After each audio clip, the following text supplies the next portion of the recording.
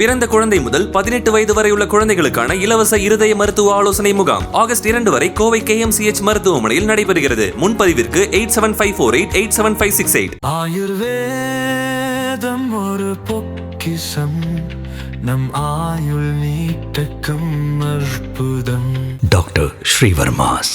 நலாஸ் நாட்டு சர்க்கரை நலமுடன் வாழ நலாஸ் இந்தியாவிலேயே நாட்டு சர்க்கரைக்கு ISI முத்திரை மற்றும் அக்மார்க் அங்கீகாரம் பெற்ற ஒரே நிறுவனம். தொடர்புக்கு 9047045000. நேர்களே வணக்கம், இது சாணக்கியா. இன்று நம்மோடு வரலாற்று ஆய்வாளர் திரு TS கிருஷ்ணன் இருந்திருக்கிறார். கேட்பதற்கு நிறைய இருக்கிறது, கேட்கலாம். வணக்கம் சார். வணக்கம். பிரதமர் நரேந்திர மோடி கங்கை கொண்ட சோழபுரம் வருகிறார். சோழ தேசத்தில் பிரதமர் அப்படின்றது ரொம்ப பெரிய தலைப்புச் செய்தியாக ஒரு சில நாட்கள் முன்னால் வந்திருந்தது. தற்போது உறுதியாகி இருக்கிறது. 2 நாள் பயணமாக வருகிறார். அரியலூர், பெரம்பலூர், தஞ்சாவூர் உள்ளிட்ட இடங்கள்லாம் முகாமிடுகிறார். அரசியல் கூட்டங்கள் தனி, ஆனால் ரொம்ப முக்கியமானது கங்கை கொண்ட சோழபுரத்திற்கு வருகிறார் பிரதமர் மோடி. ராஜேந்திர சோழனின் அந்த இடமாக அவருக்கான அடையாளமாக இருப்பது அது. இந்த பிரதமருடைய இந்த பயணம், இது பற்றிய உங்கள் பார்வை? அதாவது இப்போ இந்த வருஷம் 2025 இந்த வருஷம் ரொம்ப முக்கியமானது.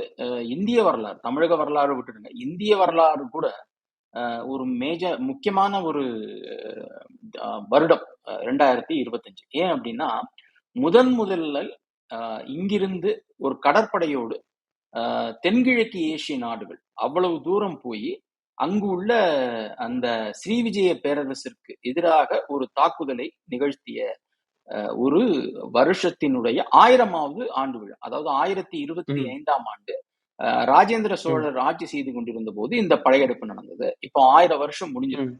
சோ அதனால நம்மளுடைய கடற்படையினுடைய ஒரு தீரத்தை காட்டிய ஒரு நிகழ்வின் 1000வது வருஷம் இப்ப கொண்டாடப்படுது.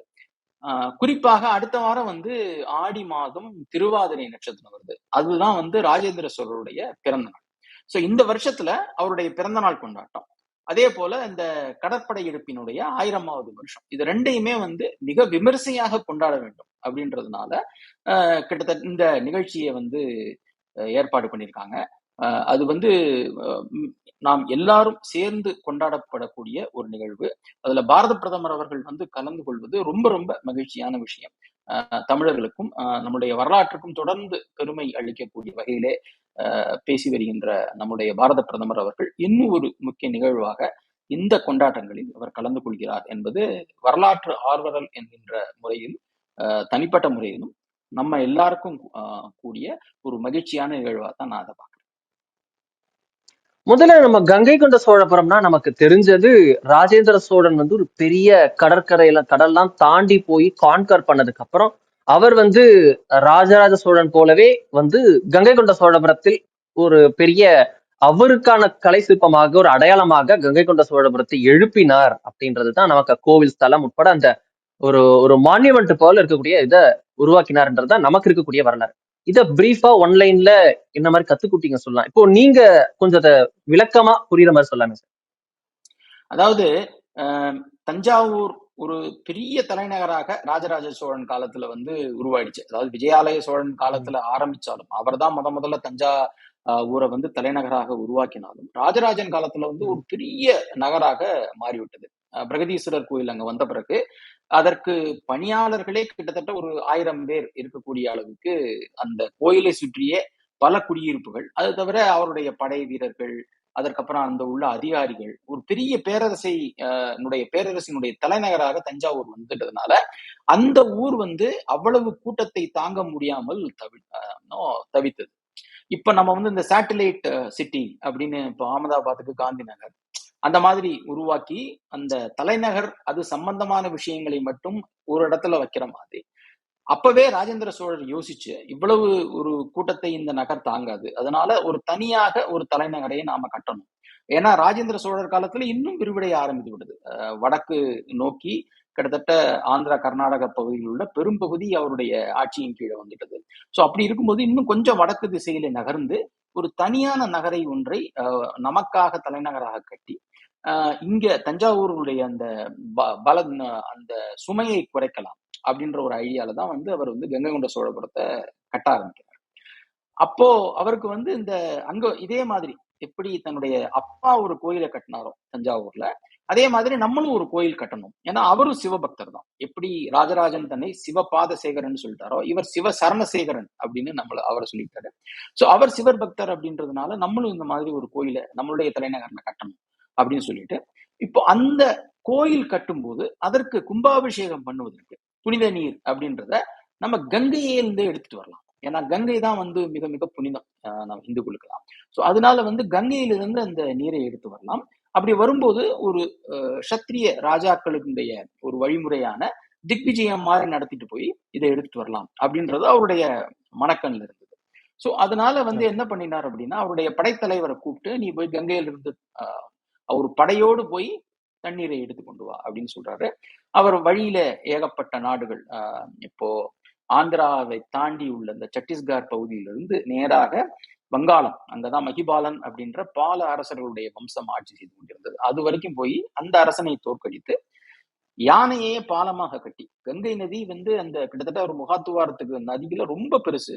அதனால அவர் கொண்டு போன யானை படைகள்ல யானையே பாலமாக கட்டி அந்த எந்தெந்த அரசர்களை தோற்கடித்தார்களோ அந்தந்த அரசர்களுடைய தலை மேல அந்த குடத்தை வைத்து புனித நீரை எடுத்துக்கொண்டு அவர் வந்தார் அப்படின்னு திருவாலங்காட்டு செப்பேடுகள்லயே எழுதி வச்சிருக்கிறாரு. இந்த செப்பேடுகள்லயே அந்த செய்தி நமக்கு தெரியுது. அந்த கங்கை நீரை எடுத்துட்டு வராங்க. அப்படி வரும்போது இவர் மட்டும் இங்கேயே இல்லாம, சரி யாரோ போறாரு எடுத்துட்டு வரேன் அப்படின்னு இல்லாம, இவர் கோதாவரி நதிக்கரைக்கு வரைக்கும் போய் அந்த புனிதமான நீருக்கு அதுக்குண்டான மரியாதையை தரணும் அப்படின்றதுனால அந்த படைகள் அந்த குடத்தை எடுத்து வரும்போது இவர் கோதாவரி வரைக்கும் போய் அங்க அந்த கங்கை நீரை மரியாதையுடன் வரவேற்று அங்க மரியாதை பண்ணி இவரும் கூடவே வந்து அந்த கங்கை கொண்ட சோழபுரத்துல இவர் ஒரு கோயிலை கட்டி அங்க அந்த நதி நீரை வைத்து கும்பாபிஷேகம் செய்கிறார் அப்படின்றதுதான் வந்து வரலாறு. இதுல நம்ம பார்க்க வேண்டிய ரெண்டு முக்கியமான செய்திகள். ஒண்ணு வந்து வடநாட்டிலிருந்து தென்னாட்டிற்கு அந்த பாலம், அதாவது வடநாட்டிலிருந்து கங்கை நதியை எடுத்து கொண்டு வந்து இங்கே கொண்டு வர வேண்டும், நாம எல்லாம் ஒரே ஹிந்து சனாதன சமயத்தை சார்ந்தவர்கள் அப்படின்ற ஒரு செய்தி. ரெண்டாவது ரொம்ப முக்கியமான விஷயம் என்ன அப்படின்னா, இவர் வந்து கோயிலை கட்டினாலும், நம்ம அப்பா மாதிரி கோயில் கட்டணும் அப்படின்னு இவர் நினைத்தாலும் எந்த விதத்திலும் வந்து அதுக்கு அதிகமாக நாம போயிடக்கூடாது. அப்படி போனா யாரும் எதுவும் சொல்ல போறது இல்லை. எப்பவுமே வந்து அப்பாவோட பிள்ளை வந்து நல்லபடியா ஏதாவது ஒரு விஷயம் பண்றாரு அப்படின்னா பாராட்டத்தான் செய்வாங்க, அப்பா இருந்தாலுமே. ஆனா இவர் வந்து என்ன யோசிக்கிறாருன்னா, எப்படி நம்ம அப்பாக்குள்ள பெருமையை எந்த விதத்திலும் நாம் குறைத்து விடக்கூடாது அப்படின்றதுக்காக அந்த விமானத்தை விட கொஞ்சம் குறைவான உயரத்துலதான் விமானத்தை கட்டுறாரு. சிவலிங்கத்தையும் கொஞ்சம் குறைவாக பார்த்து கட்டுறாரு. அவ்வளவு ஜோடனைகள் இல்லாம அதே சமயம் சிற்பக்கலைகளுக்கு மிக முக்கியத்துவம் கொடுத்து இந்த கங்கை கொண்ட சோழபுரத்தை கட்டுறாரு. ஆகம விதிப்படி அவருக்கு வந்து சர்வசிவ பண்டிதர் அப்படின்ற ஒரு குரு, அந்த குருவினுடைய ஆலோசனைப்படிதான் இவ்வளவையும் அவர் பண்றாரு. ரெண்டாவது வந்து அவர் கொண்டு வந்த அந்த கங்கை ஜலத்தை சும்மா அப்படியே மட்டும் விட்டுடாம அதே கோயில்ல ஒரு கிணறை வெட்டி அந்த கிணறுல அந்த புனித நீரை வைத்திருக்கிறார். இன்றைக்கு வரைக்கும் அந்த கிணறை நீங்க கோயில போய் பார்க்கலாம். அதுலதான் வந்து அவர் கங்கை நீரை சேகரித்தது. இன்னொரு முக்கியமான விஷயம் என்ன அப்படின்னா, இவ்வளவு வடநாடு வரைக்கும் ஆயிரக்கணக்கான கிலோமீட்டர்கள் போய் பல நாடுகளை வென்று அங்கிருந்து எடுத்துட்டு வந்திருக்காரு.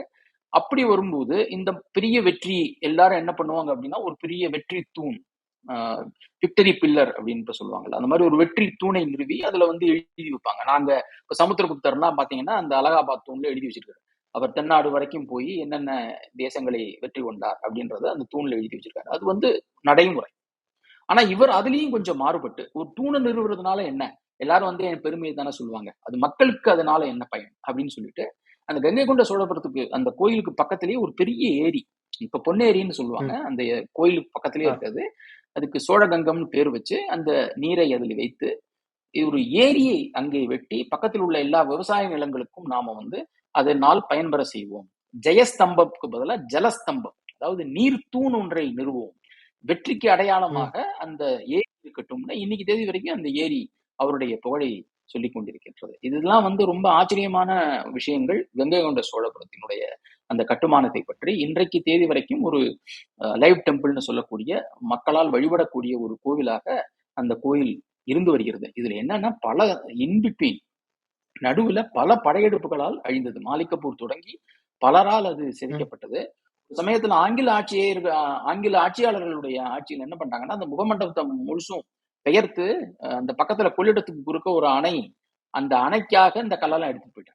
அதுக்கப்புறம் மீதி உள்ள கல்லெல்லாம் வச்சு இப்போ கட்டியிருக்காங்க. அதனாலதான் அந்த மண்டபத்தினுடைய அமைப்பே பாத்தீங்கன்னா ஒரு மாதிரி ஒரு ஒழுங்கில்லாமல் இருக்கும். அது கரெக்டான அளவு கூட இல்லாம அந்த மாதிரி இப்ப இருக்கும். ஏன் அப்படின்னா அந்த ஆங்கிலேயர்கள் செய்த ஒரு அட்டூழியத்தினால அந்த முகமண்டபம் முழுவதுமே பெயர்க்கப்பட்டது. பல இடங்கள் அந்த மாதிரி இடிச்சு கொண்டிருக்காங்க.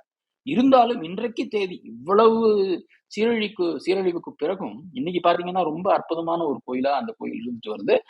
அப்படின்னா அப்போ அவருடைய அந்த பீக் டைம்ல எப்படி இருக்கும் அப்படின்றத நம்ம கற்பனை செய்து பார்க்கலாம். மிக மிக முக்கியமான வரலாற்றிலே இடம்பெற்ற ஒரு கோவிலாக கங்கை கொண்ட சோழபுரம் இருக்கிறது.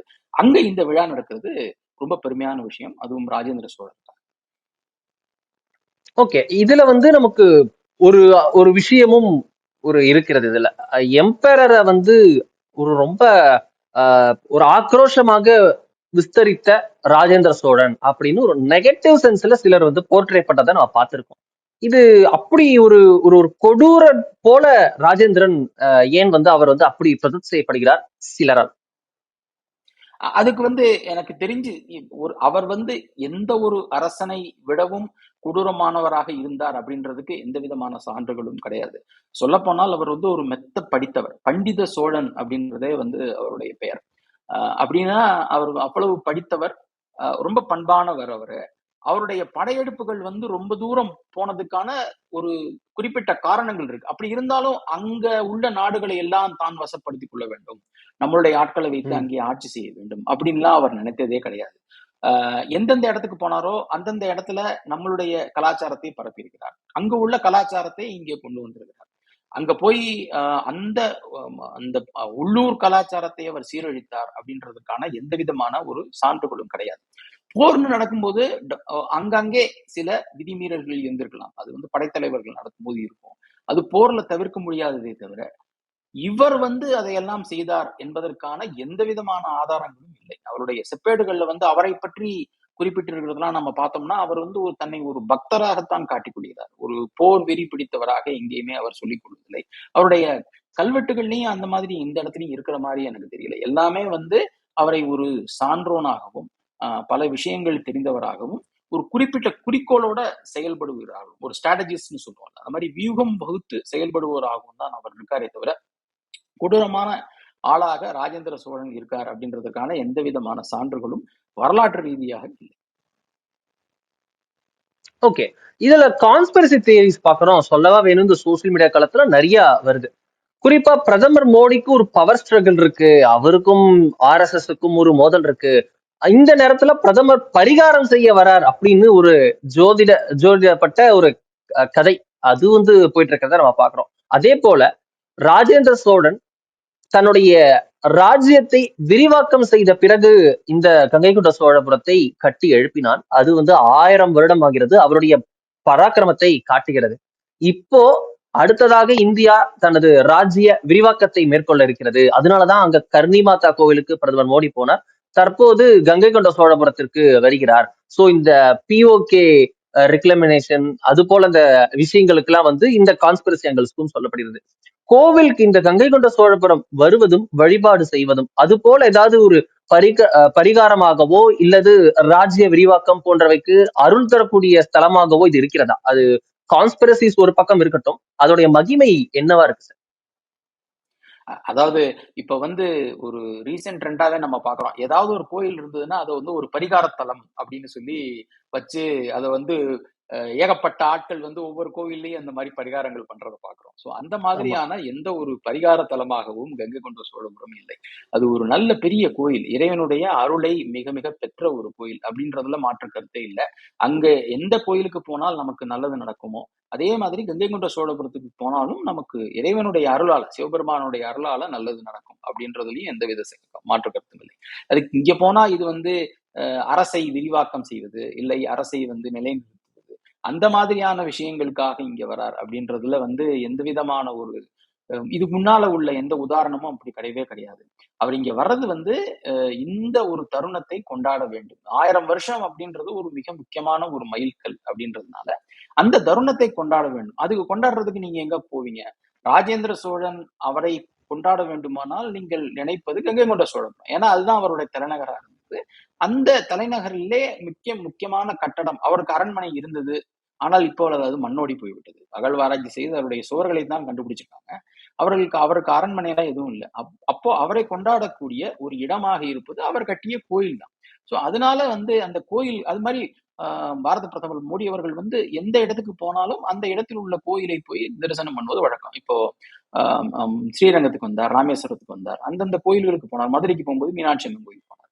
சோ இது ஒரு பரிகாரம்னு இல்லாம அந்த அரசர் கட்டிய கோயிலுக்கு சென்று வழிபாடு செய்வது அந்த அரசரையே பெருமைப்படுத்துவது. ஏன்னா அவர் பார்த்த சிவலிங்கம், அந்த கோயில்ல உள்ள சிவலிங்கம் அவர் பார்த்து பிரதிஷ்டை செய்த சிவலிங்கம். அந்த கோயிலை பார்த்து கட்டிய ஒரு மன்னர் ராஜேந்திர சோழர். சோ அங்க போய் அதெல்லாம் வழிபாடு செய்வது அந்த அரசரை பெருமைப்படுத்துவது அப்படின்ற காரணத்தினாலதான் வருகிறாரே தவிர இதுக்கு வேற எந்த காரணங்களும் இவங்களா கிளப்பி விடுறதுதான் அந்த மாதிரி காரணங்கள் இருக்கிறதா எனக்கு தெரியும். ஓகே. உள்ள என்னென்ன சன்னதிகள் இருக்கிறது? என்னென்ன சிறப்பான சிற்பங்கள்லாம் இருக்கிறது? அது வரலாற்று தொன்மை சொல்ல முடியுமா? அதாவது இதை நான் சொன்ன மாதிரி அந்த சிவலிங்கம் ஒரே கல்லாலான ஒரு சிவலிங்கம். அந்த உள்ள இருக்கிற சிவலிங்கம், அதை சுற்றி ஆவுடையார் இருக்கிறது. மிக பிரம்மாண்டமான சிவலிங்கம் அது. அன்னாபிஷேகம் போன்ற நிகழ்வுகளை நீங்க பாத்தீங்கன்னா அதனுடைய பிரம்மாண்டம் மிக தெளிவாக புலப்படும். சோ அதுதான் கருவறையில் உள்ள சிவபெருமான். அதற்கு ராஜேந்திர சோழன் காலத்துல கங்கை கொண்ட சோழீஸ்வரர் அப்படின்னு பேர் வச்சதாக கல்வெட்டுகள்ல நமக்கு தெரியுது. இப்ப பெருவுடையார், பிரகதீஸ்வரர் அப்படின்னு நம்ம காலவட்டத்துல மாற்றி நாம கூப்பிடுறோம். இப்ப வழங்கக்கூடிய பொருள் பிரகதீஸ்வரர் அல்லது பெருவுடையார், அவ்வளவு. இந்த சிவனை தவிர நீங்க அந்த சிவனுடைய சன்னதி இருக்கக்கூடிய பிரதான சன்னதி, அந்த சன்னதியை தவிர வடக்கிலும் தெற்கிலும் 2 சிவன் கோயிலை அவர் கட்டினார். இது திருவாரூர்லயே இதே மாதிரியான அமைப்பு இருக்கு. அதாவது சோழர்களுடைய குலமுதல்வர்கள் கட்டிய அதே பாணியில இங்க கட்டணும் அப்படின்றதுனால வட கைலாயம், தென் கைலாயம் அப்படின்னு 2 சிறிய சிவன் கோயில்கள், ஒரு மினியேச்சர் மாதிரி, அந்த பெரிய சன்னதியினுடைய ஒரு மினியேச்சர் மாதிரியே இருக்கும் அந்த 2 சைட்லயும் உள்ள அந்த கோயில்கள். இதுல இந்த வடகலாயம் கோயில் பாழ்பட்டு போய்விட்டது. அங்க உள்ள சிவலிங்கத்தை எடுத்து இப்போ உள்ள வச்சிருக்காங்க கருவறை கிட்ட. தென்கைலாயம் உள்ள கோயிலும் அதே நிலைமைதான். ஆனா அங்க என்ன பண்ணிருக்காங்க அப்படின்னா சிவலிங்கு பதிலா பின்னாளில் அம்பாளை பிரதிஷ்டை செய்தார். இப்போ அந்த தேவியினுடைய கோயிலாக அந்த தென்கைலாய கோயில் அம்மன் கோயிலா இருக்கு இப்போ, அவ்வளவுதான். சோ இந்த 2 கோயில்களும் முக்கியமான கோயில்கள். நீங்க ஏன் மினியேச்சர்னா அதை சுற்றி எப்படி ஒரு சிவன் கோயிலுக்கு சுற்றி தட்சிணாமூர்த்தி, துர்க்கை போன்ற சிற்பங்கள் இருக்குமோ அதே மாதிரி இந்த 2 கோயில்களையும் அவர் கட்டிட்டாரு. ஒரு விநாயகர் சன்னதி இருக்கு. அது மிக பிற்காலத்திலே கட்டப்பட்ட ஒரு சன்னதி, மராட்டியர்கள் காலத்துல கட்டப்பட்டதா சொல்றாங்க. அந்த ஒரு விநாயகர் சன்னதி அங்க இருக்கு. அதற்கு பிறகு வடநாட்டு படையெடுப்பு போயிட்டு அங்கிருந்து ஒரு அஷ்டபுஜ மகிஷாசுர மர்தினி அம்மன், ரொம்ப சக்தி வாய்ந்த ஒரு தெய்வத்தை அவர் எடுத்து வந்தார் அங்க. அதை பிரதிஷ்டை செய்திருக்கிறார் அந்த கோயில்ல. அதுவும் அந்த கோயிலினுடைய தென்புறத்துல ஒரு தனி சன்னதியாகவே இருக்கிறது. அந்த மகிஷாசுர மர்த்தினுடைய கோயில் ரொம்ப முக்கியமான ஒரு சன்னதி. அதையும் நம்ம தரிசிக்க வேண்டியது. இதை தவிர அந்த கிணறு, அந்த அவர் கங்கையை கொண்டு அந்த நீரை விட்டு அந்த கிணறு இருக்கு. அதற்கு பக்கத்துல ஒரு சிங்கத்தினுடைய உருவத்தை சுண்ணாம்பால ஒரு பெரிய சிங்கம், சிம்மக்கேணின்னு அதனாலதான் அதை சொல்றாங்க. அந்த சிங்கத்தை அந்த சிற்பத்தை வடிவமைத்தவர் உடையார்பாளையம் ஜமீன்தார். உடையார்பாளையம் அவங்க இந்த சுல்தான்கள் படையெடுக்கும் போது எல்லா கோயில்களும் சீரழிவை சந்தித்த போது அந்த விக்கிரகங்கள்லாம் காப்பாத்தினவங்க அந்த கங்கை கொண்ட சோழபுரத்துக்கு பக்கத்திலேயே இருக்கக்கூடிய ஜமீன்தார் அவங்க. ஸோ அவர்கள் கட்டிய அந்த தர்மம் அப்படின்னு அந்த கல்வெட்டுலயே இருக்கு. அந்த சிங்கத்திலேயே ஒரு கல்வெட்டு கட்டி வச்சிருக்காங்க. அந்த சிம்மக்கேணி அதுவும் ரொம்ப முக்கியமான சிற்பம். இப்ப இருக்கக்கூடிய நந்தியும் உடையார்பாளையம் ஜமீன்தார் அவர் தான் அந்த நந்தியை கட்டியது. ஸோ இதெல்லாம் அங்க இருக்கக்கூடியது. இதை தவிர அந்த கோஷ்டம்னு சொல்லக்கூடிய அந்த சுற்றுப்பாதையில ரொம்ப அற்புதமான சிற்பங்கள்லாம் கங்கை கொண்ட சோழபுரத்துல இருக்கு. எல்லாமே சிவபுராணத்தினுடைய அடிப்படையில் பிட்சாடனர், தட்சிணாமூர்த்தி, அப்புறம் கங்காதரர், அர்த்தநாரீஸ்வரர், அதற்கு பிறகு காமனை எரித்த ஈசன், பைரவர், இந்த மாதிரியான சிற்பங்கள் இருக்கு. சரஸ்வதி, லக்ஷ்மி 2 பக்கமும் அந்த 2 தெய்வங்களுக்கான சிற்பங்கள் இருக்கு. மிக முக்கியமாக சண்டீஸ்வர அனுகிரகமூர்த்தி. நமக்கு சண்டீஸ்வரருடைய கதை தெரியும். அவர் சிவனுக்கு பாலால் அபிஷேகம் பண்ணிட்டு இருக்கும்போது அவங்க அப்பா அதை தடுக்கிறாரு. அதனால ஒரு கம்பை எரிகிறார்.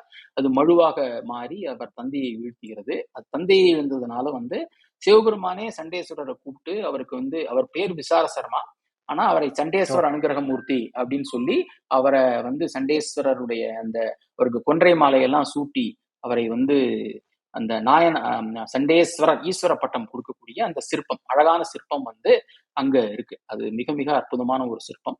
அதை சுற்றியே அந்த சண்டேஸ்வரனுடைய அந்த கதையும் வடிவமைக்கப்பட்டிருக்கிறது.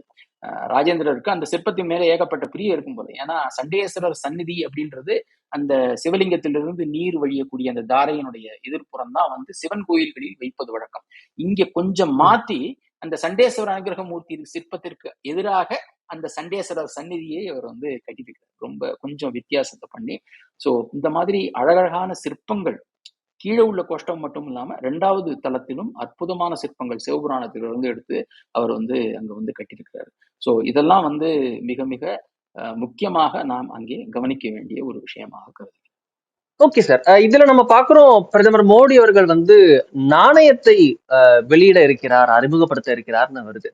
இசைஞானி இளையராஜா அவர்களுடைய கச்சேரி இருப்பதாகவும் சொல்லப்படுகிறது. அங்க நம்ம காசியில பார்த்தோம், இளையராஜா அவர்கள் அவருடைய கச்சேரியில ருத்ரம் பாட பாட பிரதமர் எப்படி அதை உணர்வுபூர்வமாக விரல்ல இப்படி தட்டிக்கிட்டே பண்ணாருன்னு கூட நம்ம பார்த்தோம்.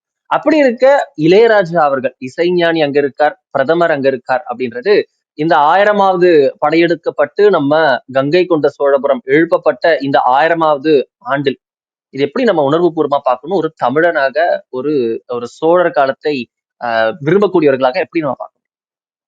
அதாவது ஒரு பெரிய கொண்டாட்டம், இது ஒரு பெரிய கொண்டாட்டம் அப்படின்றதுல மாற்றுக்கிறதே கிடையாது. அப்படி இருக்கும்போது ஒரு கொண்டாட்டத்திற்கு என்ன யார் யார் எந்தெந்த இடங்களில் உச்சமோ அவர்களை வரவழைத்து மரியாதை செய்து அவர்களை வந்து கௌரவிப்பது நம்முடைய வழக்கம். அதே மாதிரி தான் வந்து நானும் இதை பார்க்கிறேன். இளையராஜா அவர்களை பொறுத்தவரை வந்து பெரும் தொண்டு அவர் வந்து ஆன்மீகத்துக்கு செய்திருக்கார். அவர் இசையெல்லாம் பத்தி பேசுறதுக்கு நமக்கு தகுதி இல்லை அப்படின்னாலும் ஆன்மீகத்தை பொறுத்தவரை அவர் மாதிரி ஆன்மீகத்திற்கு தொண்டு செய்தவர் யாரும் இல்லை. எத்தனையோ பக்தி பாடல்களை பாடியிருக்கிறார். அவரே ஒரு பக்திமானாக அவரே வாழ்ந்து காட்டியிருக்கிறார் அவர். அதனால வந்து அந்த விஷயத்தை நாம் பார்க்கும்போது இளையராஜா அவர்களுடைய அந்த கச்சேரி ரொம்ப ரொம்ப முக்கியம். அவர் வந்து சிவனை பற்றி எத்தனையோ பாடிட்டார். திருவாசகத்தை வந்து நமக்கு கொடுத்தார். இசை வடிவிலே வந்து இளையராஜா அவர்கள் கொடுத்ததுனால அவர் மாதிரி ஒரு பெரிய மனிதர் வந்து இங்கே இசை நிகழ்ச்சி நடத்துவது அப்படின்றதே ஒரு பெரிய கௌரவம் தான். ஸோ அப்படி அந்த வகையில பார்க்கும்போது இது வந்து மிக மிக மகிழ்ச்சிக்குரிய, எனக்கு தனிப்பட்ட முறையில நான் ஒரு இளையராஜா ரசிகன் என்பதனால அதை தவிர வந்து அவருடைய அந்த பக்தி பாடல்கள், அவர் உள்ளமுருகி பாடுவது, இளையராஜா அவர்களுடைய உள்ளமுருகி பாடுவது, இதெல்லாம் வந்து நீங்க சொன்ன மாதிரி ஏற்கனவே நம்ம பார்த்துருக்கோம் காசியில் அந்த மாதிரி. ஸோ அந்த மாதிரி ஒருவர் வந்து இங்கே ராஜேந்திர சோழருக்கும் சரி, சிவபெருமான் அவர் கட்டி அந்த கங்கை கொண்ட சோழீஸ்வரர் சன்னதியில பாடுவது அப்படின்றது வந்து மிக முக்கியமான நிகழ்வு. இது வந்து இந்த கொண்டாட்டங்கள், இந்த மரியாதை, இந்த கௌரவம் நம்ம பண்ண அந்த பேரரசருக்கு அவர் கட்டி அந்த கோயிலுக்கு பண்ணக்கூடிய ஒரு கௌரவமாக நான் கருதுகிறேன். மிக மிக மகிழ்ச்சியான ஒரு விஷயம். Okay sir. இந்த நிகழ்கால அரசியல்வாதிகள், அதாவது நம்ம 1947க்கு அப்புறம் வந்த அரசியல்வாதிகளை எடுத்துப்போமே, அவர்கள்ல இருந்தே எடுத்துக்கலாம். யார் யாரெல்லாம் இது வரைக்கும் கங்கை கொண்ட சோழபுரம் வந்திருக்கிறார்கள்? ஏன்னா சில ஜிங்ஸ் எல்லாம் இருக்குல்ல சார், இந்த கோவிலுக்கு போனா ஆட்சி மாற்றம் வந்துடும், பதவியை இழந்து விடுவார்கள் அப்படின்னு சில ஜிங்ஸ் எல்லாம் வந்து நிறைய இருக்கும். அரசியல்வாதிகளுக்கு சொல்லவே வேண்டாம். பகுத்தறிவுன்னு பேசுறவங்க கூட அவங்க வந்து சில விஷயங்கள்ல வந்து சூப்பர்ஸ்டிஷனா இருப்பாங்க. அப்படி இருக்க இத எப்படி இதுல ஏதாவது இருக்கா? இந்த கோவிலுக்கு வந்தவர்கள் யார் யார்? பிரதமர் மோடி வருவது எப்பேற்பட்ட வகையில பெரிய விஷயம்? அதாவது இந்த மாதிரியான சூப்பர்ஸ்டிஷன்ஸ் நீங்க சொல்ற மாதிரி இந்த விஷயங்கள்லாம் வந்து தஞ்சை பெரிய கோயிலை சுற்றி நிறைய உண்டு. இந்த தஞ்சாவூர் கோயிலுக்குள்ளேயே அரசியல்வாதிகள் போக மாட்டாங்க, பக்கத்துல போனாலும் அந்த கோபுரத்துல துணியை வச்சு மூடிடுவாங்க அப்படின்லாம் வந்து சொல்லியிருக்காங்க. அது வந்து இப்ப பல பேர் வந்து சைடு வழியா போய் பக்க வழியாக நேர் வழியாக போகாமல், கேரளாந்தகன் வாயில் வழியாக போகாமல் பக்க வழியாக போய் தரிசனம் பண்ணிட்டு வந்தாங்க அப்படின்லாம் வந்து சொல்றது உண்டு.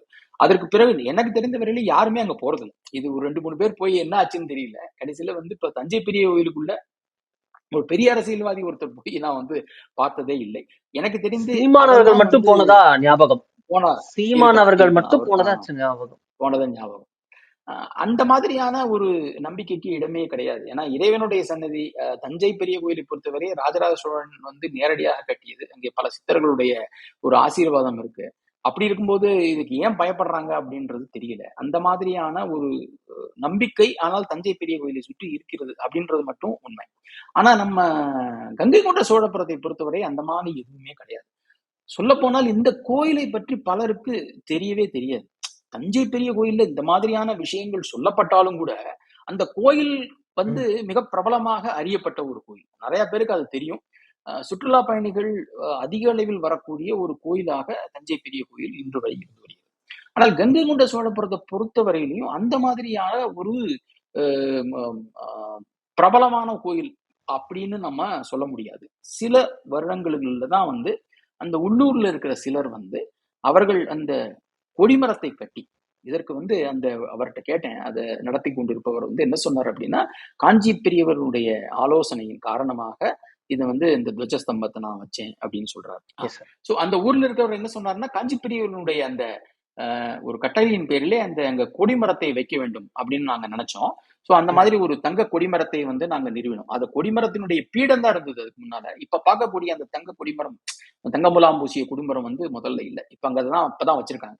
வச்சு ஒரு 2-3 வருஷங்களுக்கு முன்னாலதான் வந்து அங்கே கும்பாபிஷேகமே நீண்ட நாட்களுக்கு பிறகு வந்து நடைபெற்றது கங்கை கொண்ட சோழபுரத்துல. இப்பொழுதுதான் ஒரு 1-2 வருடங்களாக நான் பார்ப்பது அதிக அளவிலே வந்து மக்கள் அங்கே வந்து அந்த இறைவனை தரிசனம் பண்றாங்க. சோ இப்பதான் அது வந்து மக்களுடைய லைம்லைட்டுக்கே வருது. அதனுடைய சிற்பங்கள், அதனுடைய வரலாறு இதெல்லாம் வந்து அதிகமாக சொல்லப்படவில்லை. ஒரு தஞ்சை பெரிய கோயிலை ஒப்பீட்டளவில் நம்ம பார்க்கும்போது. அப்படி இருக்கும்போது இந்த கோயிலுக்கு பாரத பிரதமர் அவர்கள் வருகிறது என்பது ஒரு பெரிய விஷயம். இது பல பேருக்கு இந்த கோயிலை வந்து எடுத்துச் செல்லும். இது சுற்றி எந்த விதமான ஒரு நம்பிக்கைகளும் இல்லவே இல்லை. இந்த கங்கை கொண்ட சோழபுரத்தை பொறுத்தவரையிலும் யார் வேண்டாலும் வரலாம், தரிசனம் செய்யலாம். ஆனால் யாரும் போவதில்லை. அவ்வளவு பிரபலமாக இல்லாத காரணத்தால். அது வரலாற்றை பத்தி தெரிஞ்சவங்க, மற்ற சுற்றுலா பயணிகள் எல்லாம் இப்போ வந்து போறாங்க. இந்திய தொல்லியல் துறையினுடைய கட்டுப்பாட்டுக்குள் இருக்கக்கூடிய கோயில் அது. யுனெஸ்கோவால் 4 முக்கியமான சோழருடைய கோயில்களில் ஒன்றாக அங்கீகரிக்கப்பட்டது. சோ இது ஒரு மானுமெண்டா நம்ம தெரியுமே வழிய, ஒரு வழிபாட்டிற்குரிய கோயிலாக அதிகம் பரவலாக அறியப்படாது. இப்போ பிரதமர் அவர்கள் வருது அப்படின்றது வந்து இதுக்கு வந்து ஒரு வெளிச்சத்தை கொடுக்கும். பல பேர் வந்து இங்கே வந்து பார்த்து ராஜேந்திர சோழனுடைய வரலாறு, இந்த கோயிலை எப்படி அவர் கட்டினார், எதற்காக கட்டினார், அதனுடைய சிற்ப அழகு இதெல்லாம் பார்க்கக்கூடிய ஒரு மிக முக்கியமான வாய்ப்பாக அமையும். அந்த விதத்திலே வந்து இது ஒரு முக்கியமான நிகழ்வாக நான் பார்க்கிறேன். ரொம்ப நன்றி சார். இத்தனை நேரம் இணைந்து ரொம்ப உணர்வுபூர்வமான வரலாற்று சிறப்புமிக்க சம்பவம் நடந்திருக்கிறது. அது அடுத்து தொடர்ச்சியாக 1000வது ஆண்டு விழா நடக்கிறது. பிரதமர் வருகிறார். இதை பற்றி ரொம்ப விளக்கமா வரலாறு முதல் நிகழ்காலம் வரை பல விஷயங்களை சொன்னீங்க. சந்தேகங்களை தீர்த்து வச்சீங்க. ரொம்ப நன்றி சார். நம்மோட இருந்து ரொம்ப டீட்டெயிலா பேசுறதுக்காக மிக்க நன்றி. நன்றி.